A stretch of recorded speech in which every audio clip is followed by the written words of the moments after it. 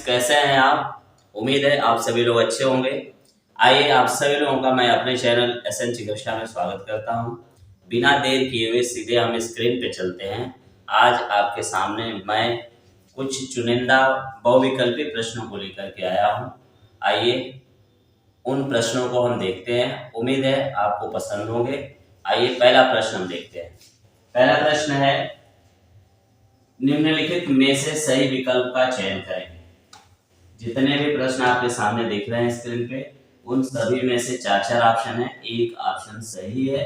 उन सभी ऑप्शन में से एक ऑप्शन को करेक्ट करना है, जो आपका यहाँ करेक्ट ऑप्शन होगा। उम्मीद है आप सभी लोग इसको कर भी लेंगे। आइए पहले सवाल को हम देखते हैं।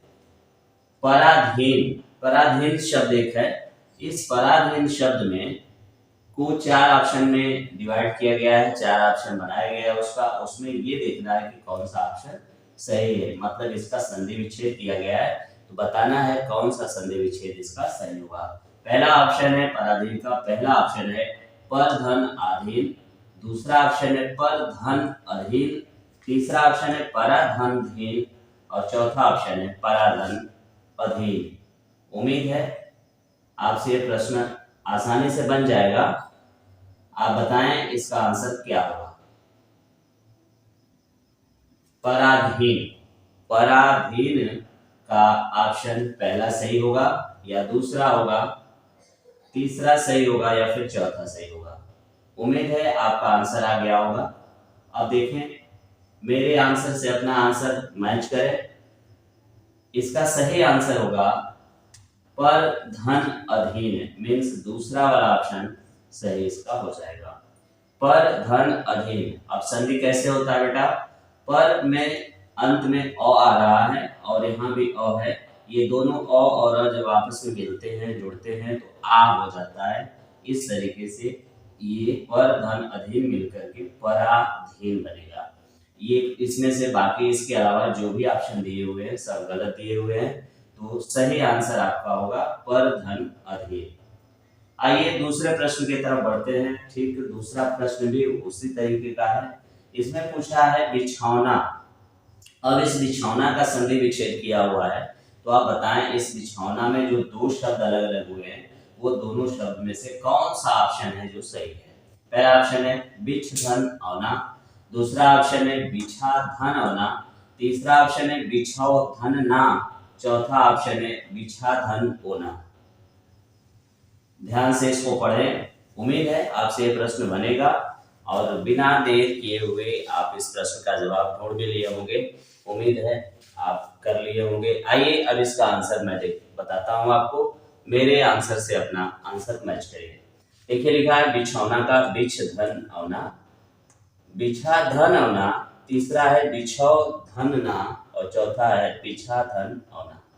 तो उम्मीद है आप कर लिए होंगे। आंसर मेरा होगा, मीन्स इसका सही आंसर है बिछौना का पहला वाला ऑप्शन सही हो जाएगा आपका। ये पहला वाला ऑप्शन सही होगा, बिछ धन औना होगा। पहला ऑप्शन में बिछ धन औना, यानी इसका अ और इसका औ दोनों मिलेगा तो औ की मात्रा हो जाएगी। मीन्स बिछ धन औना बराबर हो जाता है बिछौना।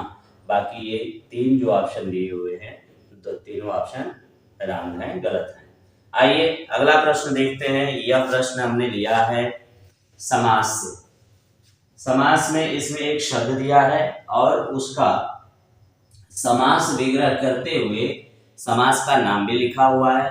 आपको पहचान करना है कि उसमें से इन चार ऑप्शन में से कौन सा ऑप्शन सही है। शब्द है पंचवटी। शब्द का कौन सा है, पंचवटी। इस पंचवटी के चार ऑप्शन दिए हुए हैं। समास विग्रह के साथ साथ समास का नाम भी दिया हुआ है। आपको उन चार ऑप्शन में से सही ऑप्शन का चयन करना है। पहला ऑप्शन है पांच वटों का समाहार, अर्थात द्विगु समास आएगा इसमें। पांच का समाहार अव्ययी भाव समास होगा। तीसरा ऑप्शन है कि पंचों का समाहार तत्पुरुष समास होगा। पांच नदियों का समाहार द्वंद्व समास होगा। तो इस तरीके से आप चार ऑप्शन को ध्यान से पढ़ें, विचार करें इस पे और बताएं कौन सा ऑप्शन सही होगा। पंचवटी, पंचवटी, पंच का मतलब पांच, वट का मतलब वट वृक्ष होता है। तो 5 वट वृक्षों का समूह, 5 वटों का समाहार द्विगु समास ये होगा, या 5 का समाहार अव्ययी भाव समास हो जाएगा, या पंचों का समाहार तत्पुरुष समास, या 5 नदियों का समाहार। कौन सा ऑप्शन सही होगा आपका? आपका आंसर यदि पहला सही हो रहा है तो बहुत बढ़िया आपकी तैयारी है, और ये सही है। पंचवटी का जो फर्स्ट वाला ऑप्शन है मीन्स 5 वटों का समाहार अर्थात द्विगु समास, मीन्स 5 वटों का समाहार द्विगु समास, यदि ये ऑप्शन आपका सही जा रहा है तो फिर ये करेक्ट आंसर है आपका। तैयारी आपकी ठीक ठाक चल रही है। इसका आंसर होगा फर्स्ट वाला। आइए अगला प्रश्न हम देखते हैं। अगला प्रश्न क्या है, यह भी समाज से ही लिया हूं। अब इसमें लिखा है दशानन। दशानन का समास विग्रह है और इसके बाद समास का नाम है। इसमें 10 हैं आनंद जिसके अर्थात रावण, बहुव्रीहि समास। 10 हैं आनंद जिसके अर्थात ब्रह्मा, कर्मधारय समास। तीसरा ऑप्शन है कि 10 आनंद बहुव्रीहि समास, और चौथा ऑप्शन है 10 आनंद वाला असुर अर्थात कर्मधारय समास। अब आप बताएं इसमें से कौन सा समास सही है। उम्मीद है इस समास को भी आप कर लिए होंगे, बहुत ही प्रसिद्ध समास है ये। दशानन, 10 हैं आनंद जिसके अर्थात रावण, बहुव्रीहि समास। 10 हैं आनंद जिसके ब्रह्मा अर्थात कर्मधारय समास। 10 हैं आनंद बहुव्रीहि समास, 10 आनंद वाला असुर कर्मधारय समास। ये 10 आनंद वाला तो होगा ही नहीं, 10 आनंद भी नहीं होगा बहुव्रीहि समास। ये बहुव्रीहि समास तो ठीक लग रहा है, लेकिन 10 आनंद इसका बहु जो समास विग्रह कहा जाता है वो समास विग्रह सही नहीं है। 10 हैं आनंद जिसके ब्रह्मा, ब्रह्मा के 10 आनंद नहीं है अर्थात कर्मधारय समास, मीन्स ये भी रॉन्ग होगा। मीन्स आप सही आंसर की तरफ बढ़ रहे होंगे। पहला ऑप्शन इसका सही ऑप्शन होगा, सही आंसर होगा पहला ऑप्शन। 10 हैं आनंद जिसके अर्थात रावण, तो बहुव्रीहि समास इसमें होगा। 10 आनंद का पहला ऑप्शन सही होगा। आइए एक और प्रश्न है, यह भी संधि से ही है। शैशव, शैशव का संधि विच्छेद क्या होगा? शैशव को हम 2 शब्दों के रूप में किस तरीके से लिखेंगे? ये जो 4 ऑप्शन दिए हैं इसमें से कौन सा सही है? शैश धन व, या दूसरा शैश धन और, या शेष धन व, या फिर शैशा धन व। तो इसमें से देखते हैं कौन सा ऑप्शन सही है। पहला ऑप्शन शेष धन व है, दूसरा शेष धन अ है, तीसरा शेष धन व, चौथा शैशा धन व। उम्मीद है आपसे ये प्रश्न बन गया होगा। तो आइए इसका आंसर हम देखते हैं। इसमें भी फर्स्ट ऑप्शन ही सही है, शेष धन व, मीन्स शैशव का संधि विच्छेद होगा शेष धन व, शैशव। अब चौथा प्रश्न देखते हैं।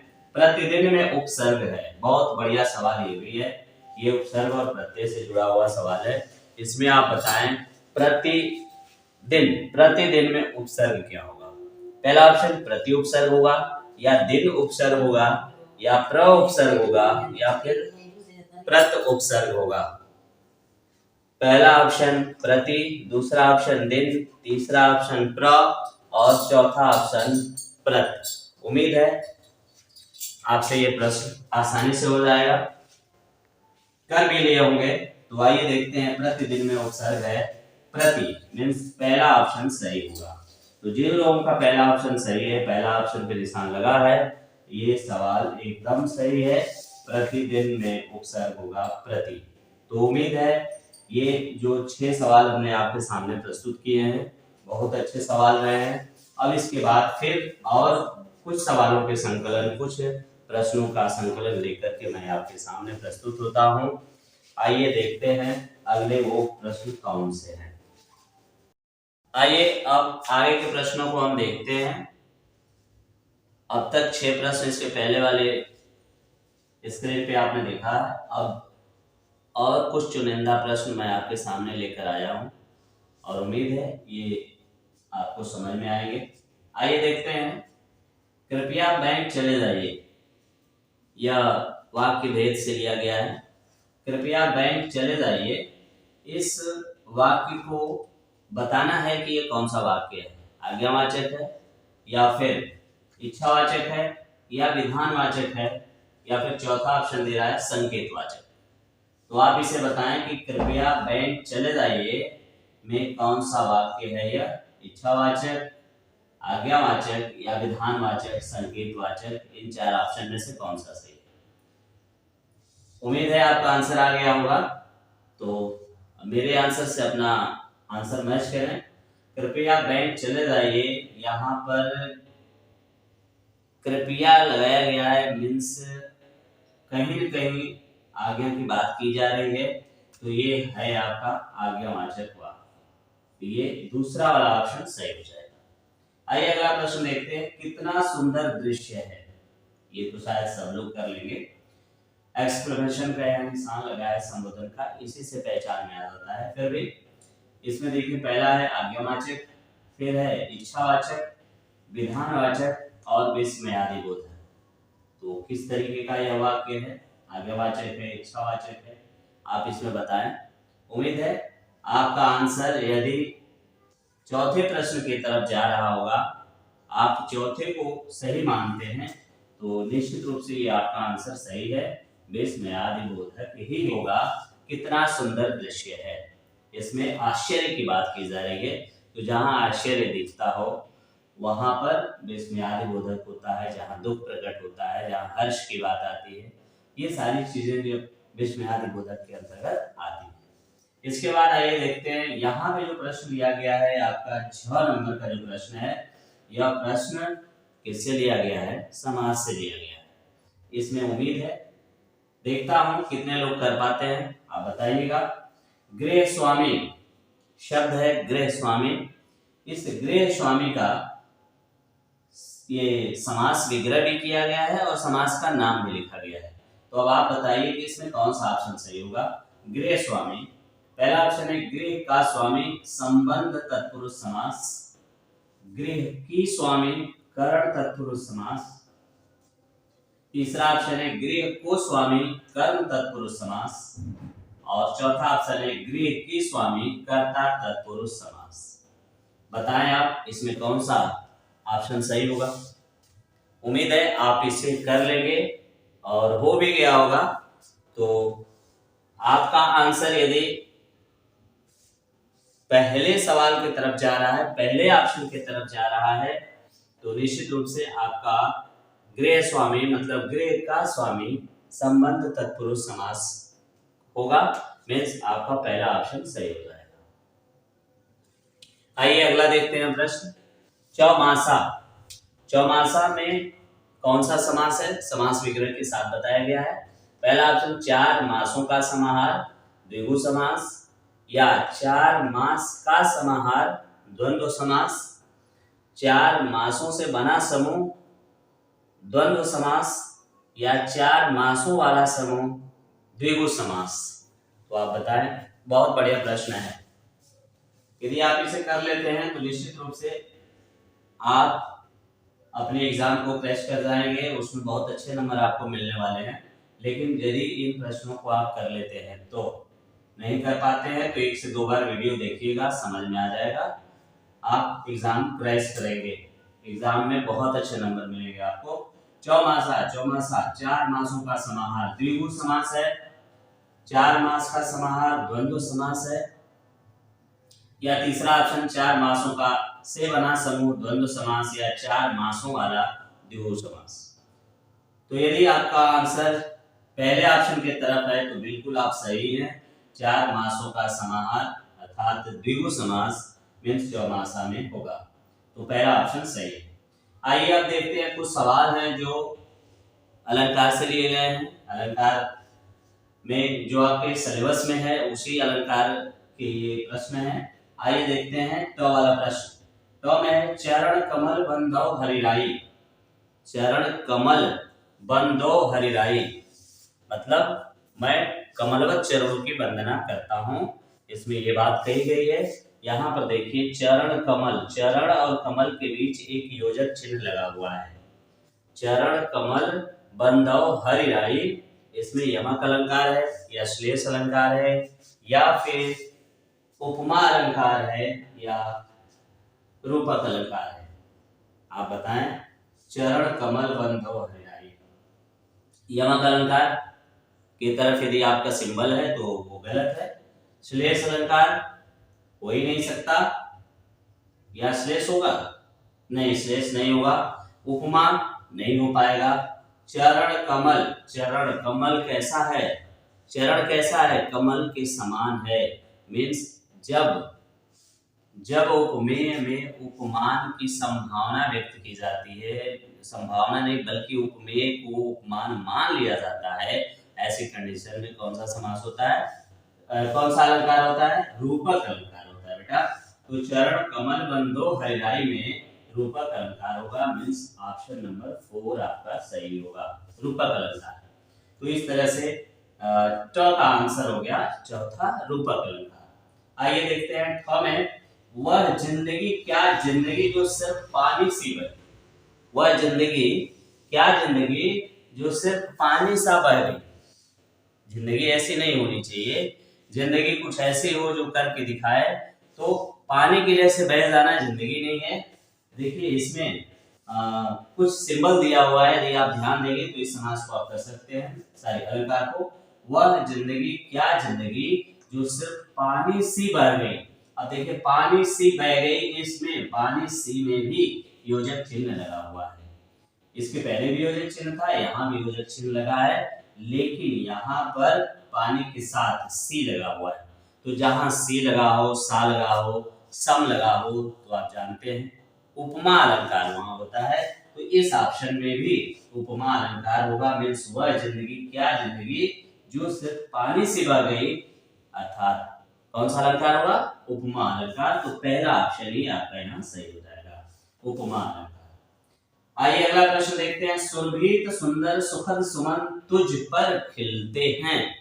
सुरभित सुमन सुंदर सुखद तुझ पर खिलते हैं, आप एकदम से बता सकते हैं। थोड़ा सा ध्यान रखेंगे, यदि आपने शब्द अलंकार पढ़ा है, अर्थालंकार पढ़ा है, तो इस सवाल को आप कर सकते हैं।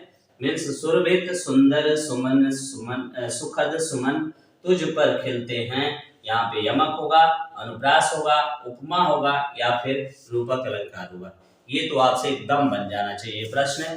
यदि नहीं बनता है तो फिर भाई अपने व्याकरण को और तैयार करिए और मेहनत करिए। सुरभित सुंदर सुखद सुमन तुझ पर खिलते हैं, इसमें देखिए स जो अक्षर है, स जो वर्ण है, ये बार बार आया हुआ है।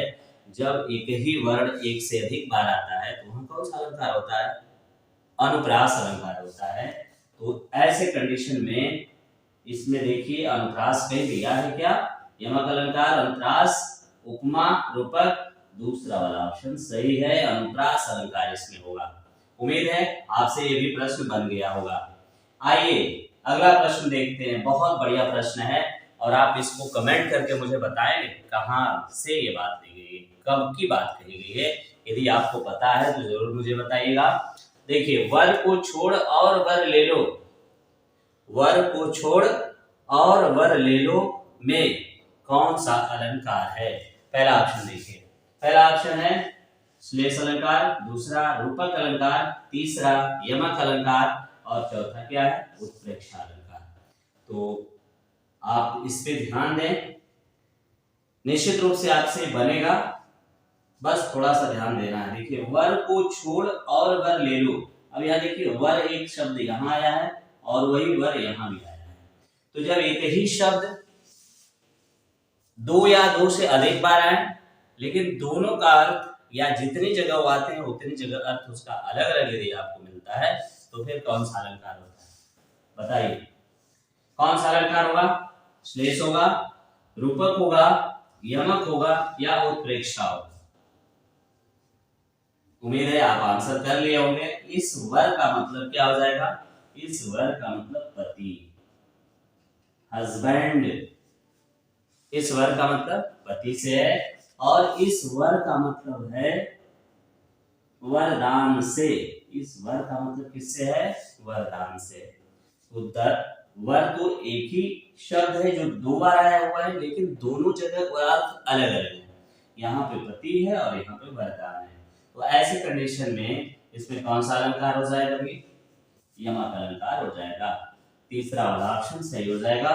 वर को छोड़ और वर ले लो, ये बात उस समय की गई है जब सती सावित्री का नाम सुने होंगे।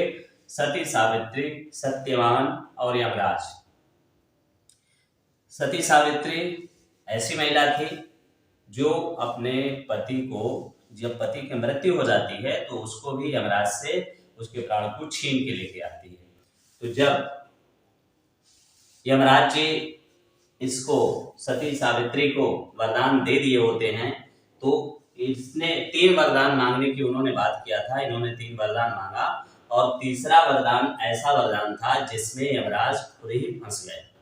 तो जब फंस गए तो उन्होंने कहा था यही बात, वर को छोड़ और वर ले लो।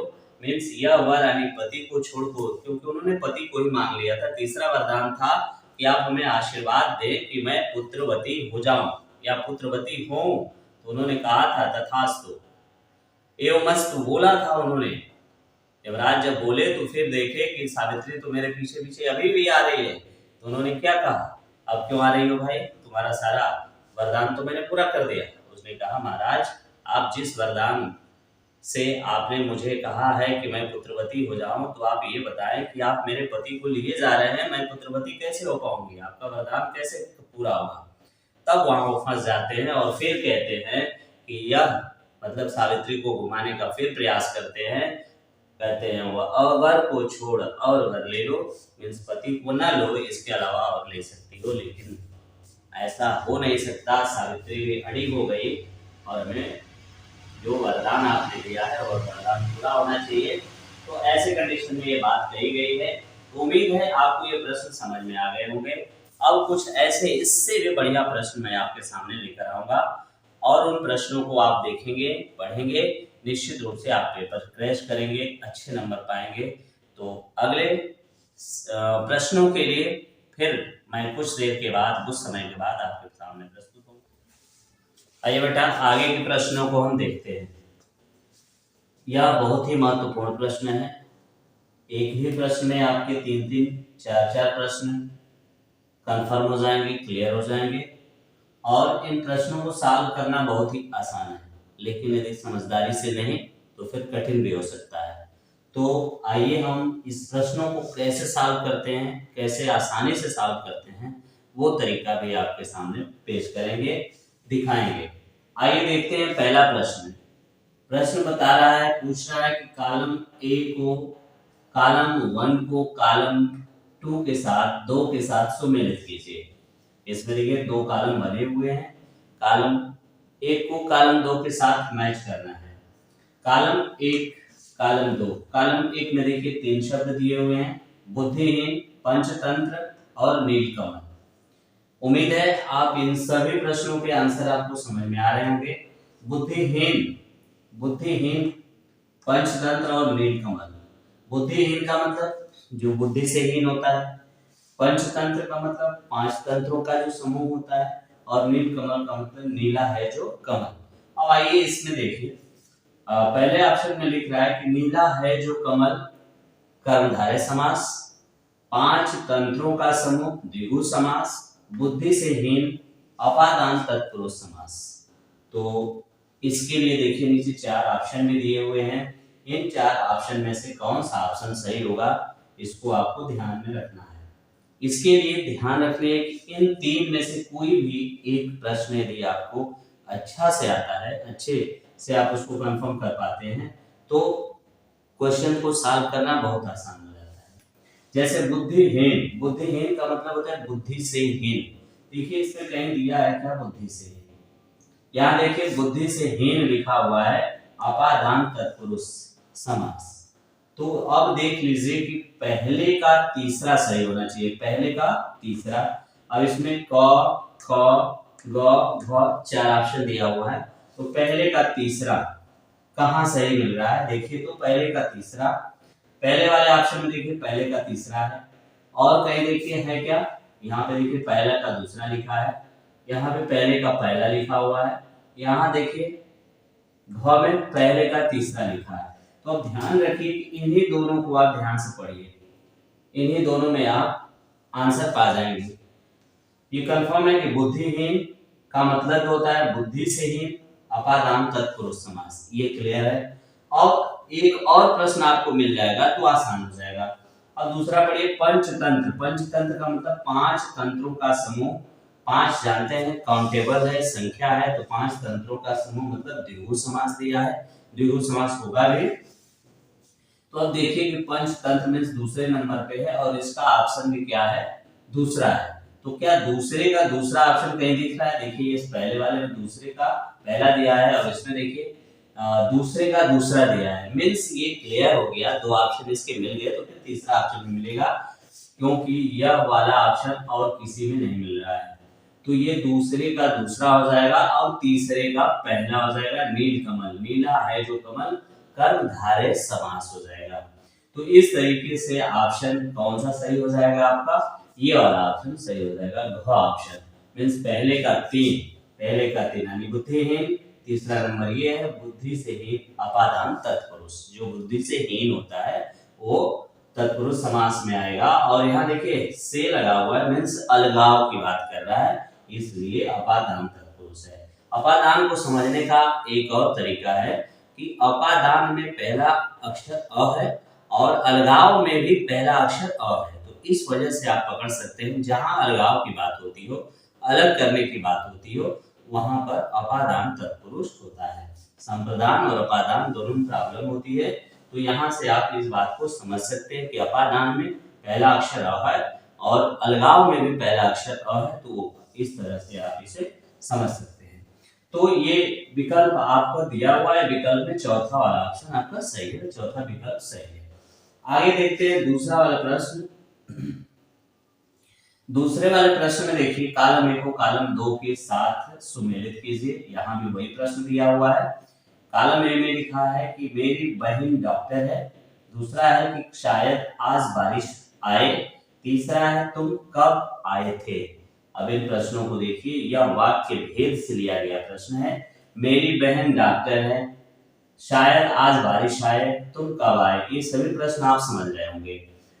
मेरी बहन डॉक्टर है मीन्स विधानवाचक है, कंफर्म हो गया। शायद आज बारिश हो, शायद संभावना व्यक्त की जा रही है, संदेह व्यक्त किया जा रहा है, यह संदेह वाचक वाक्य हो गया। तुम कब आए थे, यह प्रश्नवाचक वाक्य हो गया। तो अब देखिए पहले का कौन सा सही हो जाएगा, पहले का बताएं कौन सा सही हो जाएगा। मेरी बहन डॉक्टर है विधानवाचक वाक्य यानी तीसरा, तो पहले का तीसरा सही हो जाएगा। शायद आज बारिश हो यानी दूसरा संदेहवाचक वाक्य है, तो ये पहला सही हो जाएगा। और तुम कब आओगे यानी तीसरे का क्या सही हो जाएगा, प्रश्नवाचक वाक्य है। तो ये ऑप्शन है, देखते हैं पहला 3, दूसरे का पहला यानी 1 का 3, 2 का 1, 1 का 3, 2 का 1। अब देखिए 1 का 3 यहाँ मिला, 2 का 1 भी मिला, और जब ये वाला ऑप्शन ये 2 मिल गया कि 1 का 3, 2 का 1, तो तीसरे का भी 2 होगा। यहाँ पे देखिए तीसरे का क्या हो जाएगा, तुम कब आए थे, प्रश्नवाचक वाक्य यानी तीसरे का 2 होगा, मींस ये वाला ऑप्शन आपका पहला ही ऑप्शन सही है। कंफर्म हो गया, पहला ही ऑप्शन आपका सही है, पहले का तीसरा।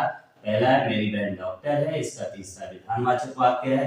दूसरे का पहला, दूसरा है शायद आज बारिश आए, यह जो है संदेहवाचक वाक्य है। और तीसरे का दूसरा है मतलब तुम कब आए थे, और इधर दूसरा है प्रश्नवाचक वाक्य।